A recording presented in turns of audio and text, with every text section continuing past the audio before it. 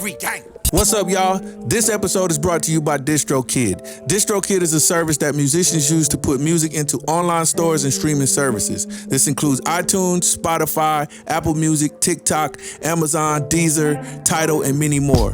DistroKid collects earnings and payments and sends 100% of the earnings to artists. Artists can also pay their collaborators. You can also get a hyperfollow to get more Spotify followers and promote your releases. DistroKid is also the first distributor to send music to TikTok. Use this link to get 40% off your first year's DistroKid membership. DistroKid.com/VIP/free game. All that information is in our description. Holla at your boy. Free gang.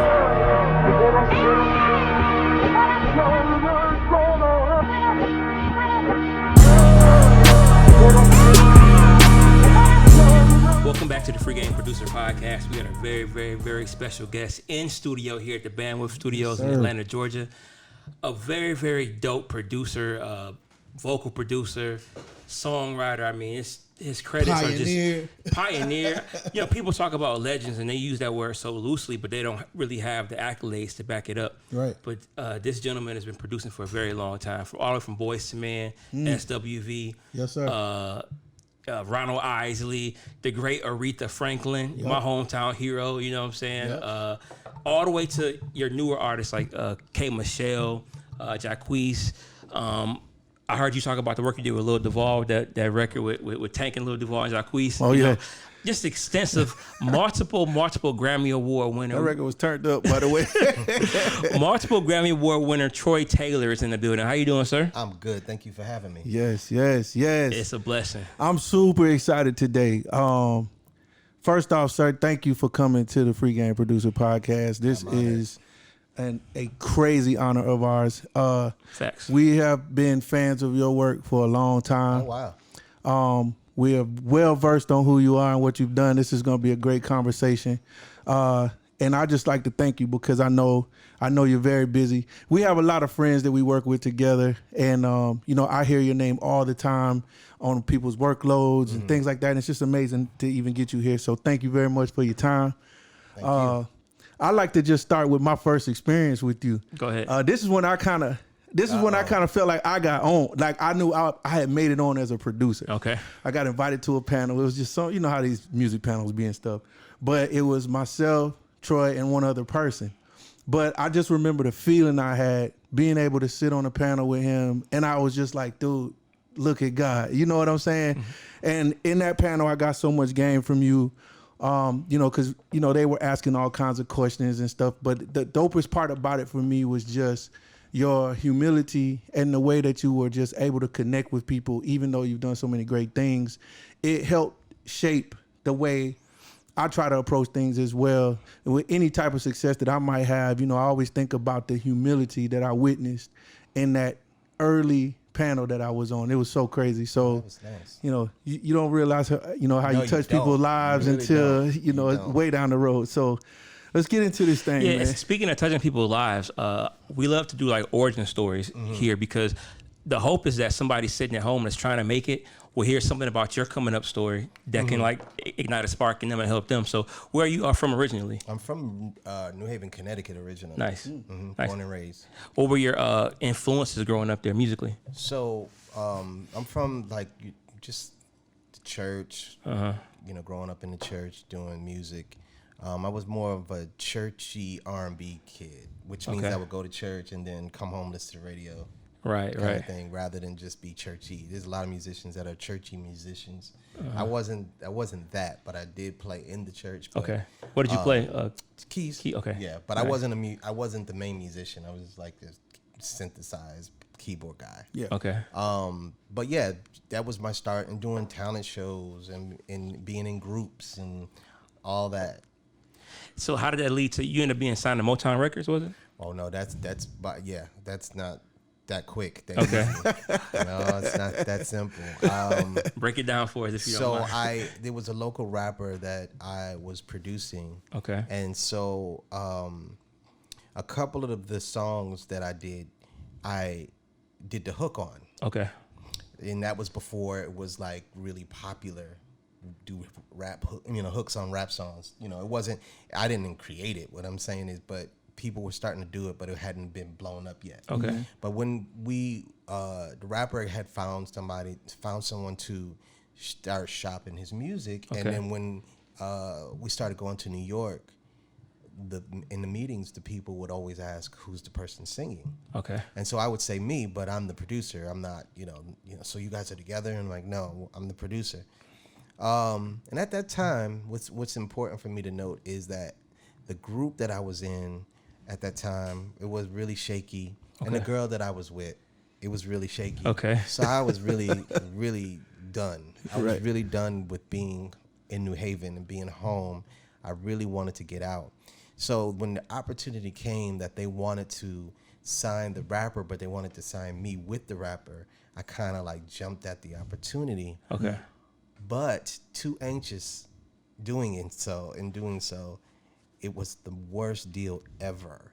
And because I was so ready to leave, I didn't do it properly. I didn't get an attorney. I signed a bad deal.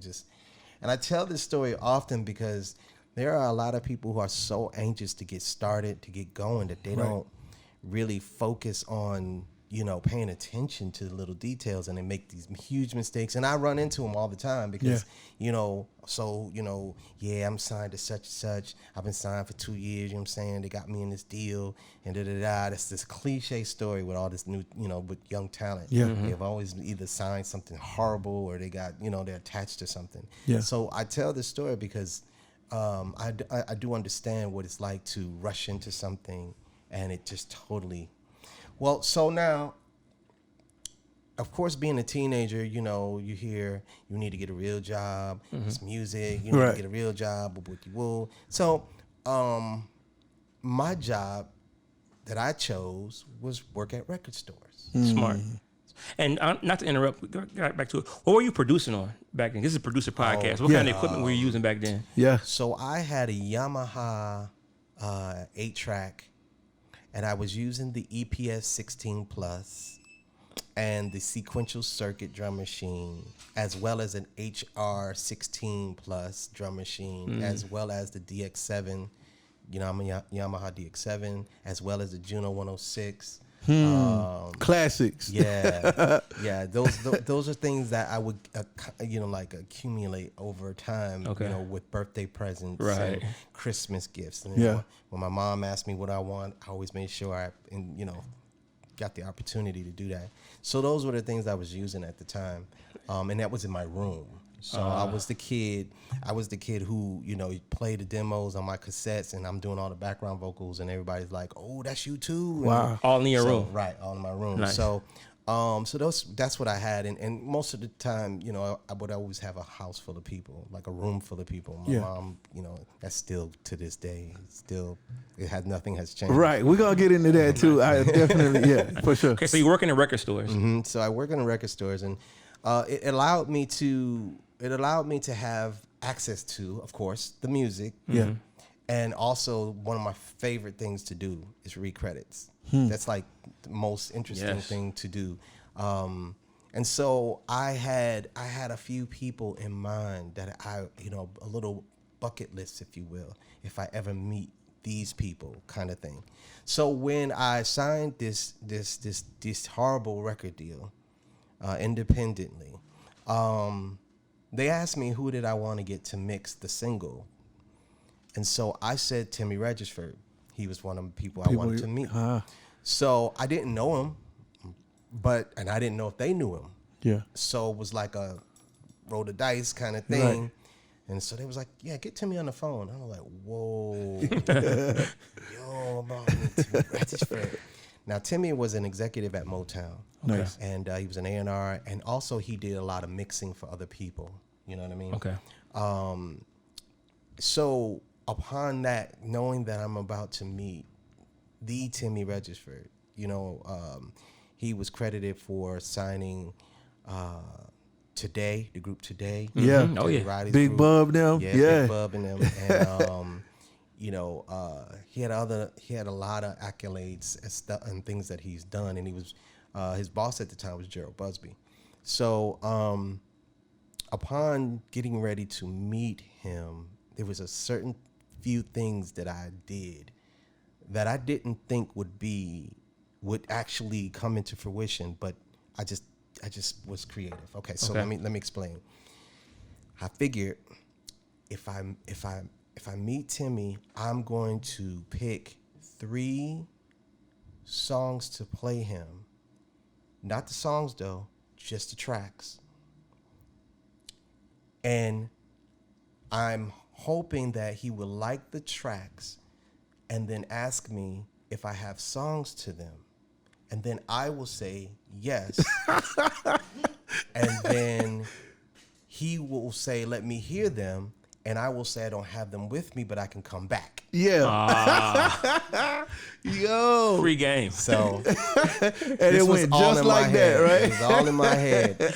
This was the first time I ever was in a studio to watch a song be mixed on, this is tape. This is not Pro Tools and all the auto-tune and all these things these kids have now. So watching him mix, I sat in the back. I was only 20. And so I'm sitting there watching all of this go down, and then he took a break. He took a little break. And so while he was in the lounge eating, I said, first I said, thank you for mixing my record. And I said, but I have something, else could I play you? And he was like, yeah, sure. So I sat down and I played 1 track. He's eating, he's nodding his head to it, played 2 tracks. And in the middle of the second one, he goes, where's the songs? Right. I was like, I have songs to him. Well, let me hear the songs. I said, well, I don't have them with me. I didn't bring them with me, but I can come back because this was in New York. And so I said, but I can come back. He said, okay. That was on a Monday, by the way. And so he said, all right, well, we'll set something up Wednesday and come back. Nice. Look at that. And that's it. And that was it. So when I came back this time meeting up with him at Motown. Come on, man. And so I brought a bag of cassettes. I had a lot of songs at that time. And, we sat in the office for hours and just playing the music. And that relationship developed. And he never understood, what are you doing over there? Yeah. Why are you on that label? Right. Like, why did you, And I told him I was really anxious and I really just needed to get out. Yeah. So lo and behold, after that, just building a relationship, going back and forth, coming back, he invited me a few times, back and forth. He ended up buying me off. Nice. And so I got out of that horrible deal and I signed to Motown. That's dope. So within signing to Motown, now I'm an artist. By the way, I need to mention, once I found out how horrible that deal was, sorry about that. No worries. The mission was to get off the label because it was horrible. So we devised a plan to get off the label, but they wouldn't let me go, but they let the rapper go. Wow. Oh, wow. And they wasn't letting me go, so I was stuck.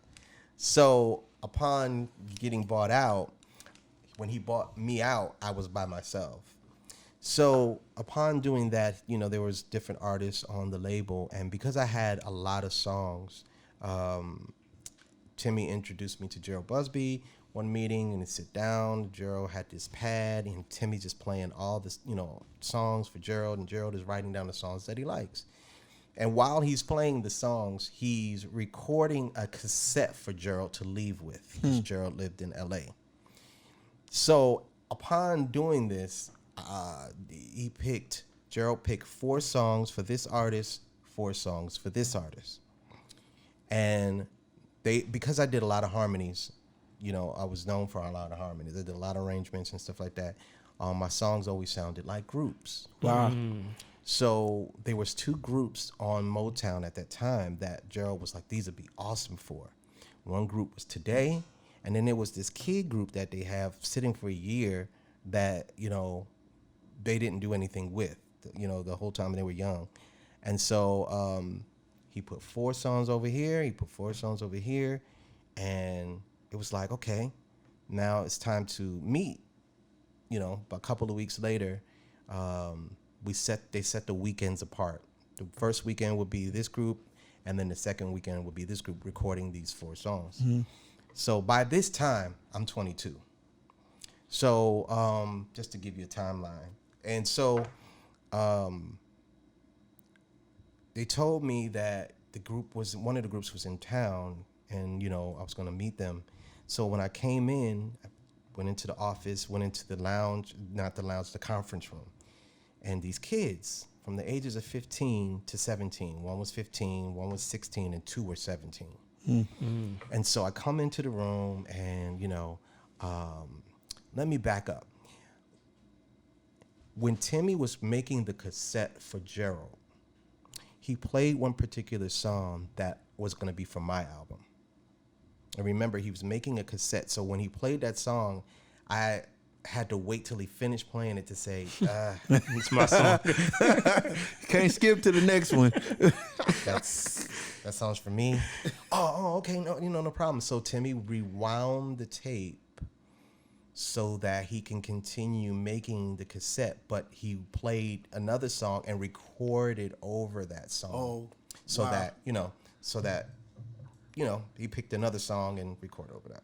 I had to make them mention that. So now I'm coming to meet this group, and so I sit down, and I'm like, what songs did y'all like? What songs? And so they always naming songs. They was naming songs. Can't Be Like by Everybody. Oh, okay, yeah. Just to Cover Up. Yeah, okay, cool. I really like one of the guys. I really like Little Things. I was like, okay. And then the youngest one was like, there was one song I really, really liked, but I didn't catch it all. And I was like, what? What do you mean? He said we didn't hear it all. And I didn't understand what that meant. I'm like, do you remember any lyrics? Or do you remember how it goes? And he was like, there's something about your love or something too hype or something. We just caught the tail end of it, but it seemed like it was really good. So I was like, oh, my song. You weren't supposed to hear that song. That's why you caught the tail end of it, because that's for my album. Yeah. And so it got really got really awkwardly quiet. So I'm like, okay, so sing something. Hey, I haven't heard you guys sing anything, sing. So they were a very, very dope and known to be a dope, extremely dope a cappella group, but they had not been in the studio yet. Yeah. So Motown didn't know what to do with them yet. Kids sang about 7 to 8 seconds, I swear to you. And I was like, oh, hold up, stop. They sang a Take 6 song. Oh, and back God. then, Take 6 was the thing. That was it. Yeah. And I'm like, whoa. Okay, that's fine. That's great. I looked at the young kid and I was like, you can have a song. But they didn't know what I was talking about. They were like, first of all, remember, I stopped them mid singing. Yeah. Like, abruptly. Hey, y'all ain't got to sing no more. So they thought something was wrong. I'm casually just being like, I'm good. And you can have a song. Yeah. So they're like looking at it's like, what's wrong? I'm like, yeah. Remember the song you said you wanted? And he's like, yeah, y'all can have it. And they still didn't know what I was saying. So I was like, I don't need to hear anymore. You guys, that little bit I just heard, I'm good. You guys, that's it. I don't need to hear nothing else. And so they go, can we finish? I was like, sure. Go ahead. But I'm telling you, I'm good. And so they finished, and that was it. And so that song ended up going on their project. That group ended up being, as you know, Boyz II Men. Wow. And so a year later, they were known all over the world. Yeah, and man. that was super like, wait. Yeah. Right. Wait. There was this funny looking kids from Philly. Yeah. And now they got the Alex Vanderpool gear on, the Going way crazy. Biv dressed them up, and Right. they're all like Motown Phil. I'm like, whoa. And the first thing that came to my mind was, you mean to tell me that I can do something like this, get the same fulfillment without being in the front? There it is. Over and over again. And I had already worked with the other group too, which was Today, Big Bub and them. Yeah. So it was like, I don't want to do this. Right. Probably being an artist, you mean? Yeah, I don't want to be an artist. I like being behind the scenes. Yeah. So I went and told Timmy, and ironically enough, because Motown was about to close their New York office and only be in LA, I was a New York artist, signed New York artist, Motown New York. So it was like they were going to have someone pick up my project in LA. So when I told Timmy, I don't think I want to be an artist, it was fine because it was like, oh, you sure? I'm like, yeah, I don't want to do it. Now, let me stop there and say the reason why I did not want to do it is because I'm a little too real, and I saw that there's a game to this whole thing and being an artist. Yeah. And if you don't play it right, you can mess up. Right. What do I mean by that? Well, if you're in an interview and they're asking you questions and you're not politically correct, it could do some damage. And I'm just abrasive. I'm just especially I was 22, so I was worse. So I already knew that if I get out there and piss say the somebody wrong thing, this ain't gonna be good. I'm not. And so, it was probably one of the best decisions I ever made, because my attitude was this: I can produce for this. This doesn't work, but this does. I'm still good. Yeah. But if I come out and it don't work, that's it. Because people are gonna remember, oh yeah, and I'm going to try to produce them. They're gonna remember me when my album flops. That's right. So why am I taking songs from him? He's whack. You know what I mean? That was my way of very fair thinking. assessment. So they let me out, and I continued to produce. But the fulfillment of going into the record store, I lived in Brooklyn at that time, so going into the record store and ripping open a CD, because now we're at CDs now, and seeing my name, because remember in the beginning, I loved reading credits. So now I'm reading a credit with my name on it. Yeah. I scream. I'm telling you, I screamed. It was Big Beat Beat record store in Brooklyn downtown, and they was like, "What's wrong? This is me. Look. That's me. That's me. I did those songs." But let me go back and tell another important part of this story that is it's essential for our podcast and telling. When I did those 4 songs, Gerald Busby was so excited. The label was so excited. They sent us fruit baskets and they congratulated us, because remember, they were signed for about a year and never did anything. Nothing. Right. So for them to hear them in these, on these songs, that was a big deal. Yeah. Well, Timmy Regesford, the guy who signed me, got me out of the deal, he suggested don't do any more, because they wanted to continue to work with us. And I was prepared, but then Timmy suggested not just leave those 4 songs, don't do any more. And I didn't understand. I'm like, well, why? He's like, you listen, trust me. You did 4 songs, you're good. You don't want to do too much, because if something happens, if it don't work out, you guys are So the only problem with that was I had already told Gerald Busby that we would do it. Timmy called like 20 minutes after, telling me that Gerald's gonna call, and he's gonna ask you and say no. So I'm like, already did. He already called, and we said, yeah, because why? I mean, why not? He's like, you don't want that responsibility. Now this is a man that bought me off of this horrible deal. Yeah, I couldn't. Yeah. So we ended up having to tell Gerald that we're good with the 4, and the group ended up sitting for a few months. Yeah. Because of it. And I tell that part of it because that shows loyalty. Even though this was like the biggest part of my life, Timmy got me out of my deal, man. Yeah. Like, I'm not gonna defy him, you know what I mean, for what he's done. And that speaks to how people should move and don't move anymore. Don't do that anymore.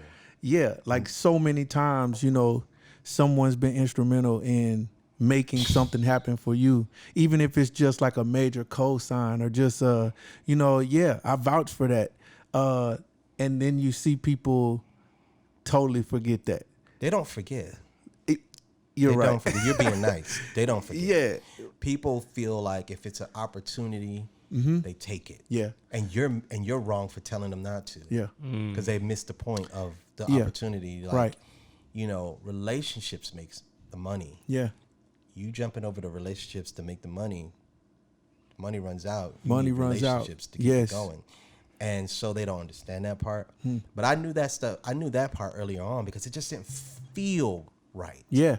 Right. Forget what was right. It didn't feel good to know that he told me not to do this, Yeah. and I'm not going to sit there and go and do it, Go and do it anyway anyway. after all he's done for me. Right. And so when I tell that part of the story, I tell that for this generation now because they have no idea what that is. means Yeah. to Facts. be loyal, and even if it means an opportunity that may seem like it's great, the relationship you have with that person that more things could come, that one thing right there might not be Right. worth it. So you can't Facts. tell these kids now. Yeah. No, not at Yeah. all. So they sat for a little while and then they went on to meet Dallas Austin. And then the rest History. is history. I love and it, then man. they ended up keeping 2 of my songs, not 4. Well, so, you know, with you deciding, obviously your career definitely kept going and many, many great things have happened since then. So with that loyalty, how did it serve you later? Like, did it just like, how did it serve you? I guess that's really Well, it what I would served like me to- because Timmy saw that I was loyal and we kept our relationship going. And Yeah. as time went on, you know, Timmy left Motown and I went my way, and you know, over the years. But Timmy ended up ended up at another label at DreamWorks years later. Yeah. You know, by this time I done produced a lot of people by Yeah. this time, and so it came back because I had a group at that time, and he was working at DreamWorks. There it is. And so we had another, you know, I hadn't seen him in a long time, Right. and he ended up signing the group. Right. So imagine, Yeah. you know what I'm saying? Right. It comes back and you don't know. You don't know. You don't know who. That's amazing. You don't know who you're going to piss off That's right. That's true. and see again. Talking about young artists listening, you've been known to develop artists. I heard an interview when you talked about Trey Songz, and you know, Willpower and I talk about on this podcast about artist development. How artist development is so important, Which is a lost art right now. Yes. very much so. You said something that really struck me, and I just wanted to call Will immediately when I heard it on the interview. But I waited, I told him when I got here. You said that Trey Songz was the only. You met him. He I think was 15. Was the only. He was the only one that listened to every Yeah. single thing that I said to do. And that's rare. That is Now- very rare. It's very rare, but I didn't know how rare it was 2 years later. Yeah. To see, wait, I thought about it. He never said, huh? You're right. Why? I mean, man, all the things that goes into artists being defiant Yeah. and not listening. Yeah. Look, huh? They heard you clearly. That's right. But huh means I don't really want to do it. That's Now, exactly huh what doesn't it mean means. I didn't hear you. Huh means, Exactly. and then the other, yo, you should listen to that again. What are you talking about? I heard it the first time. Right. Do it again. That's right. That whole little conversation right there, Never happened. it's just a diversion. Yeah. To try not to do it again. Exactly. Trey never did any of that. That's amazing, man. Never. What's up, y'all? This episode is brought to you by DistroKid. DistroKid is a service that musicians use to put music into online stores and streaming services. This includes iTunes, Spotify, Apple Music, TikTok, Amazon, Deezer, Tidal, and many more. DistroKid collects earnings and payments and sends 100% of the earnings to artists. Artists can also pay their collaborators. You can also get a hyperfollow to get more Spotify followers and promote your releases. DistroKid is also the first distributor to send music to TikTok. Use this link to get 40% off your first year's DistroKid membership. DistroKid.com/VIP/free game. All that information is in our description. Holla at your boy. Free gang. Welcome back to the Free Game Producer Podcast. We are here with the legendary Troy Taylor. Yes. We're talking about some of his production over the years. Now, you produced for a lot of heavyweights like Aretha Franklin and Patti LaBelle, Whitney Houston even. What was it like working with some of these legends? And could you tell us what you learned and maybe some cool stories about working with these heavyweights?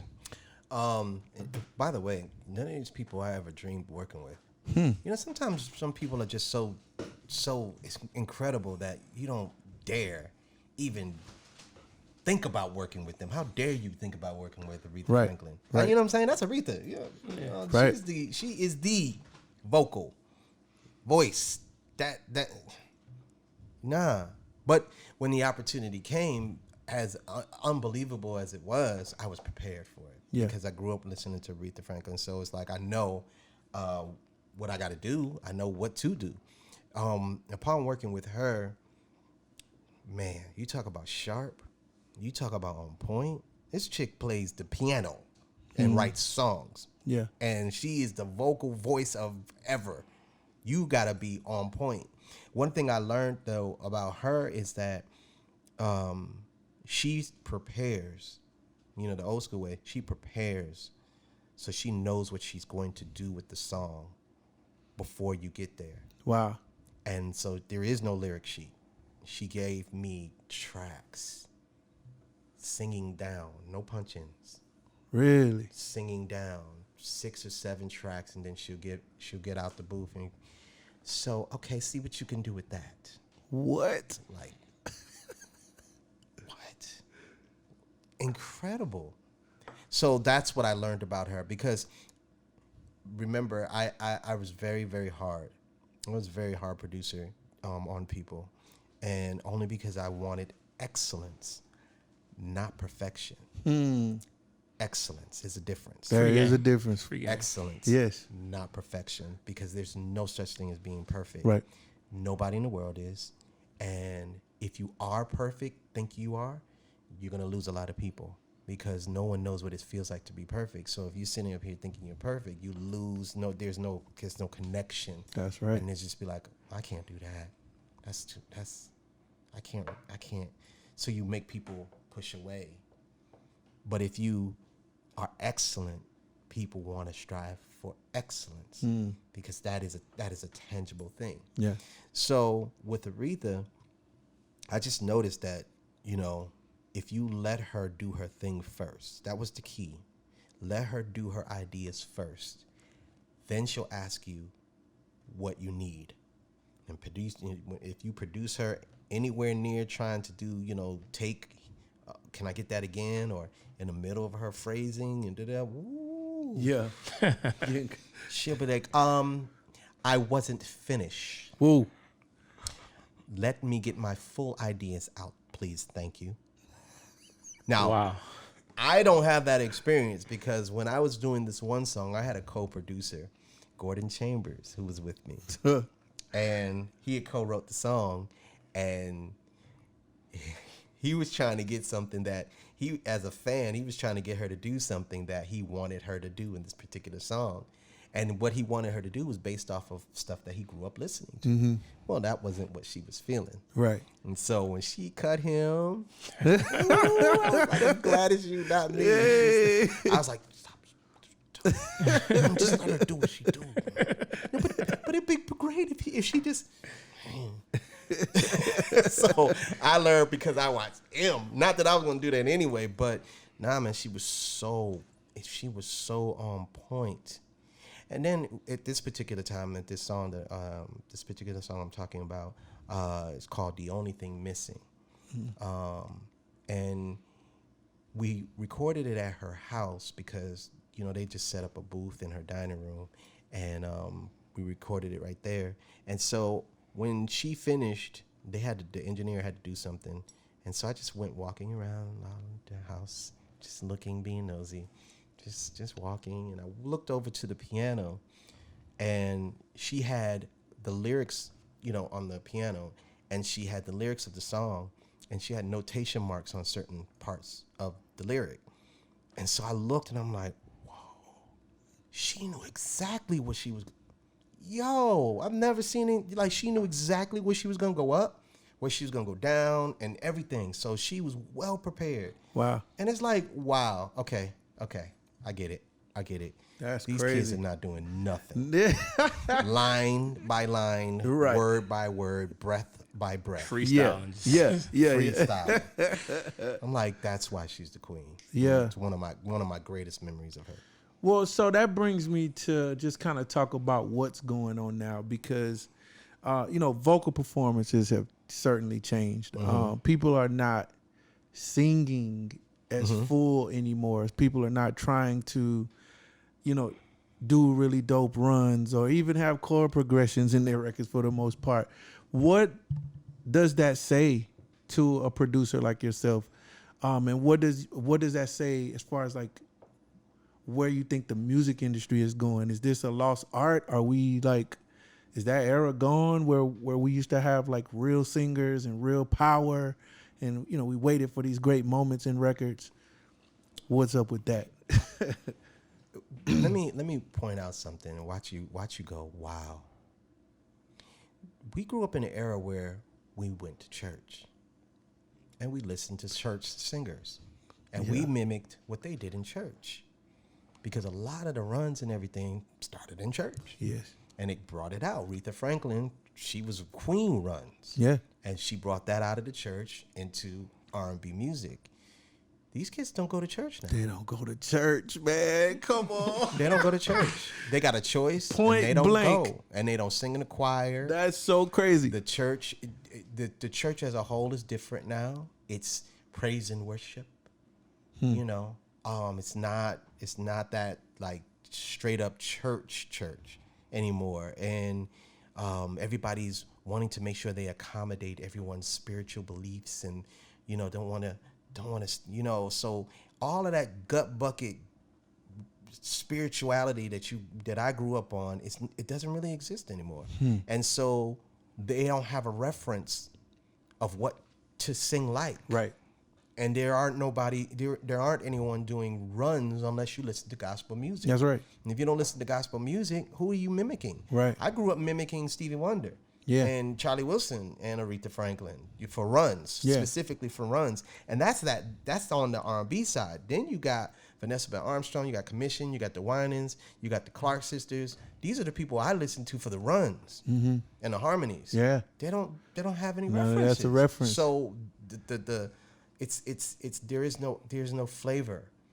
That's an incredible answer, man. Cause the truth is, like, I never thought about that. Yeah, they don't go to church. And I just think that is so real. It's like there's no reference point. And then you got the auto-tune that strips all the natural nuances in your voice out, just straight out. Yeah, like it's really hard to find. Like when you hear an artist with tone, you almost like it's you're like a whoa. rare. Like, and then and I'm from an era where I'm like, that tone is all right. I mean, come on, man. Like come on, man. But I get it now, and that's crazy to me, man. I'm noticing too, man. You have really good insight, like to be able to identify that is also what I think is part of why you're a great record producer. I think that a lot of people don't realize how much a record producer has to pay attention to all things when they walk in a room. In order for us to cut a record and to complete a task of that sort, it's about recognizing everything. Like if a person comes in and they're like winded or their mood is different or, we're the type of producers who I don't really like to come to many sessions with a song done unless I completely wrote it for someone. Most of the times though, it's like I want to get in with an artist. I want to feel it out and see what it is. Where are we going with this? And so I had to learn early in my career how to make a record around what was going on sometimes. But I noticed that about you. In order to answer that question and so freely and quickly, it's like you paying attention to things that most that's really dope. Every breath, that's rhythm. It is. That's a percussion. Come on. You know what I'm saying? That's in between the words. And that's going to set up the feeling of the next line. Come on, dude. Like, so all that punching and then clean it. And then you got the space. Where's the breath? Well, yeah, right. You took the breath out. The breath is the feeling. It's the setup. Like, you can't take the breath out. Like, what? Sheesh, guys. There's no emotion. Man, I'm so happy right now, bro. Finally, dog. I'm talking to somebody who understands what I be trying to talk about with my. Yeah, so we get in with our artists and we're always trying to I don't know, man. I'm searching for that. That's what I'm always looking for. I'm like, who naturally gets the feeling? You know, and that's when I think the magic happens, when they come in and they naturally get the feeling. Yeah. It's like when you're forcing the whole thing, it's like, this feels forced. I don't care. I could listen to a record 20 times and still never get a feel from it because it's like, I know what this was. I know this whole thing was put together. They just don't feel the same, man. No. People they make reference to stuff, but they don't mimic it. Like if you say Michael Jackson, what are you talking about? Michael used breaths. Yeah. For the rhythm. As part of the record. Pay attention to that? Like, and you're cutting the breaths out? Yeah. Like, that's the part to set up the rhythm of the next. You need that. But you want to be great like Michael Jackson. Yeah. Oh, yeah, okay. Right. I feel you. All you studied was the moonwalk. You wasn't listening to this song, man. They just studied the idea of being big. Come on, man. Boy, this is too good, man. They ain't studied the whole process. That's dope. So talk about some of these newer records, you know, that you produced that have that kind of emotion in it. That kind of, I know, I didn't realize you had did that Tank Jacquees Lil Duval record until I researched it, but that gave me a feel. You know what I mean? So like, you know, what was it like producing that record and other records like that in 2019, 2020? We talking about Duval, which is so funny. Well, I was asked to vocal produce him on a song that they had already. So he came to the house, and so I got him to do the song, you know. And then after we had finished that, he was like, "Yo, man, what you got? Play me something." I was like, "Oh, okay. That's what we doing? Okay." Yeah. Okay. And I played when I played Nasty, he sat there and he was like, I don't know if I could do that. I'm like, dude, you could do that. It's not hard. And you know, it's in my range. It's in your range. Dude, just try it. That's another thing. People don't like to sound bad first. It's okay. Oh, you supposed to open your mouth to sound good? Every time? Right. Yeah. That doesn't even make sense. So it's like, nah, get it out. Just get the corks and the kinks and the cracks out. It's okay. We're not on stage. Right. There's a bunch of people. We're in the studio. This is the place to do it. That's right. Well, when he started on it, it was like the song was done for Trey about a year ago, prior to coming out. Trey Songz. So we did it in 2018. We did it in 2000. No, yeah, because it came out in 2000. No, it came out 2019. So we did it in 2018. Okay. So even when I played it for Trey was like, "Yo, you should play that for Jacquees." And I'm like, "Why would I want to do that when I got you?" Yeah. He's like, "Nah, man, I think that'll go hard for Jacquees." So I always remembered that. So he liked the song. He just felt like it would be a good look. And I never got to Jacquees at that time. So when I played it for him, he did it right on the spot. When I got him to sound good, he got excited, and that was that. He did the whole song, and so after about a couple of weeks later, it was like, "Yo, you think, dude, we can get Jacquees on it? That would be dope." He's like, "Man, Jacquees, you know." I said, "Sure, I asked him." So it took a while, but the other part, the bridge was I added piano to it because now we were talking about putting other people on it. Yeah. I had piano on it because the idea of the next person was supposed to be for Jamie Foxx. And so I did a piano for the bridge, and Duval didn't. He said that he just noticed Jamie was really, really busy, and he didn't want to keep holding up thing. But when he played it for Tank just jumped on it immediately. So it all came together like it so perfectly. But dang, that song is supposed to be on the radio, and it's not on the radio. It's like it's a perfect radio type song. Yeah. And it streams well, but it's not on the radio. And I don't know if it's because it's being on an independent label, but I really thought that record would be all. I did too, man. Like my story on that record, I partnered with Columbia Sounds Mastering down there with Irv, yeah. And so Irv, I was just visiting one weekend when the record came in. He mastered the record. Yes. So And I'm just sitting in there. I'm minding my business. I'm on my phone. You know what I'm saying? And you know, Irv is he's got his way of doing Shout out to things. Irv. Yeah. And so this record came on, and I'm just in there like, oh, what is this, bro? What is this? And so we laughed about it because, you know, the lyrics are crazy and everything, man. Yes. But I said to myself, I was like, well, that's it. Duval got another one, bro. That's another one. And so I feel the same way you do. Yeah. I just knew this record was about to catch and go crazy, which it still might. You know how this goes. Yeah, no, right? yeah, for sure. At any point, they might just push the button and it's out of here. But I thought it was an amazing record. And I liked it because it, of course, with Duval, it captured a comedic piece to it, but it still felt pretty serious. It was felt, it was a real record. a real record. a real you know, record. and they were saying things on the record. I love the record. Well, man. he did all that because the record, when the lyrics wasn't that bad. Yeah. Until he got on it. Yo, what if I say this? Yeah, what if I say this?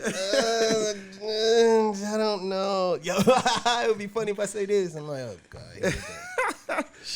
I did want to speak to you about the detail in your work. You know, speaking of Irv, man, you know, for many years he's, you know, we've talked about the work you send him and how you guys have a relationship in music. But what he loves most is your attention to detail. Like, it's nothing to get, like, you'll send a record back for remastering, or, you know, or you already know what you want a record to sound like.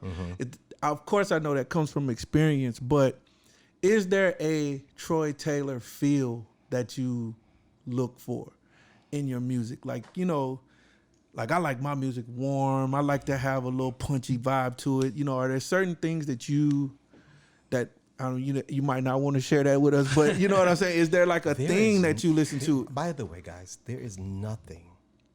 I didn't get in this game to withhold. Free game. Free game. I love it, man. How dare you? You know what I'm saying? Like, how dare you get to be successful and don't give it back? Come on, man. You already used it. Come what on, are you man. doing with it? Nah, you know, yo, man, you got to learn that on your own. He gonna do it anyway. Let me just tell you. Let me get this out of the way. And Let's go. Now you can never say nobody ain't tell you. There it is. But man. no, I think in answering that question, which is an interesting question, my answer is I look for R&B. Free gang. What's up, y'all? This episode is brought to you by DistroKid. DistroKid is a service that musicians use to put music into online stores and streaming services. This includes iTunes, Spotify, Apple Music, TikTok, Amazon, Deezer, Tidal, and many more. DistroKid collects earnings and payments and sends 100% of the earnings to artists. Artists can also pay their collaborators. You can also get a hyperfollow to get more Spotify followers and promote your releases. DistroKid is also the first distributor to send music to TikTok. Use this link to get 40% off your first year's DistroKid membership. DistroKid.com/VIP/free game. All that information is in our description. Holla at your boy. Free gang. My process for my new producers or engineers or anyone who really wants to work here is you got to basically do the internship side of it, which is the cleaning, the wiping windows, you know, whatever it takes to get to the actual studio with us. There's a small period of time determined by me, of course, how long that's going to go. You know, if you're a person who keeps your head down and gets it done, no questions asked, Man, then that goes we a move you long up way. super fast. You know what I'm saying? But like, it's, you know, I think you're speaking to what people should be doing more of. You know, it's the reason why the industry's even more wild west now, because there's been no respect added to it. Nope. It's like we weren't, you know, we don't just deserve this. You have to earn it. Yeah, but you know, the artist development of today is social media. Yeah. And you know, there's some good in that. Not a lot. The part about the artist development that I don't like now is the instant gratification side of it. It's like a person could put out one good song and all of a sudden they just been told by like 200 people that it's amazing. And so you got to deflate that side of it. And it's like, we haven't done anything until 2, 3, 4 million people tell us it's great. Yeah. That's how I see it. And until then, the work isn't done. And even then, it's like, okay, so now we got to take over the world. Like, I'm not satisfied with just that either. We should be working to be super great. But we don't have anybody I don't see anybody right now that I would say is trying to be Michael Jackson status anymore. People are not literally, and I'm not saying they don't exist. I just say that it's far and few, between. But I'm still gonna keep fighting the good fight for that, man. You know what I mean? Because it's an era. It's an era, and then sooner or later we're gonna go right back into an era where they do care, where they do want it. Yeah. We're just in an era where social media suggests that whatever you do to do what you do and to get people to watch you, that's your thing. How dare you tell me what I have to perfect when you just came and you watch me all the time? Yeah. So whatever you watching for, that's what I do. So I don't gotta adjust it. Yeah. You know what I mean? That ain't it. Man, listen, I'm gonna tell you now, man. I got so much from this interview. Like, this was for me. You feel me? Like, I know our fans are gonna love this and get a lot from it, man. But like, to talk to someone that I look up to and know how great you're doing things and have done things, you should know that you have people like myself out here that are modeling their business behind what I've seen you do. You know what I mean? And this is my first time really like talking to you. Right, and I've seen you many, many times. We always run into each other. However, your lineage or your legacy is beyond what you could ever imagine. You know what I mean? You have students that have come through here that are who they are because they learned what they learned from you. And so I just appreciate it, man. And I really hope to be able to someday have people speaking upon me like this, because I've identified what it is that I'm good at, and it's really similar to what you do. I appreciate that. I just appreciate you, man. Thank you. And like I said, your time is very valuable to me. So this has been dope, man. Hey, man. You know what I'm saying? I will talk all night. And we're gonna bring you back for more. I was gonna say that down the road we gotta do a part 2 because there's so many. Yeah, it's so many things to talk about. It's so many so things. much we want to get to. So I certainly want to bring you back. I also want to just offer to you, if you have any artists you want to bring on here to talk. If you just want to come here and talk about anything, you're welcome. I'm gonna take you up on it. Yeah, look, I'm ready for it. Free gang. Yo, we hope you enjoyed this episode of the Free Game Podcast. If you did enjoy it, make sure you subscribe to the Airbit channel right below. Just hit subscribe on the button below. Or you can go to youtube.com/Airbit. You know what I'm saying? If you're feeling the podcast, make sure you share it. Let your friends know. Also, there's an audio version of the podcast. Look in the notes below and you'll see where to subscribe to that at. Yeah. Free Game Podcast. Free gang.